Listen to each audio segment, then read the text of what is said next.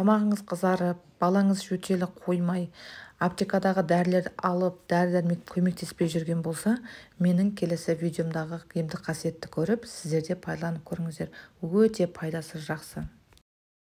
Баршаңызға сәлем достар, мен сіздерге жөтелді тез қойдыратын, қақырықты тез шығаратын әдіс-тәсілмен бөліспекшімін.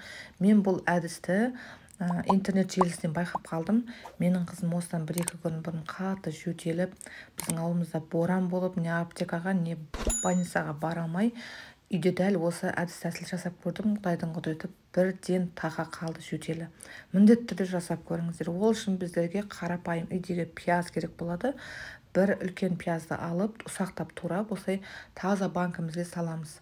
Міндетті түрде осылай ұсақтап турап алыңыздар. Үстінен 2 ас қасық қант саламыз. Өте пайдасы жақсы екен.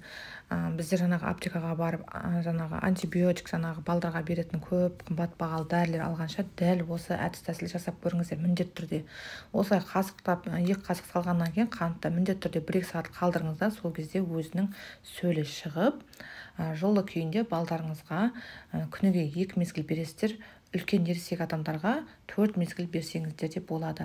Бір-ақ рет қолдансаңыздар, тез жөтелі қалады. Қорықпаңыздар. Міне менде 1-2 сағат тұрды. Терезенің алдына қойып қойдым. Енді ішіне қарап тұрсаңыздар, жаңа толып тұрған пиязым осындай жарты банка болып қалды.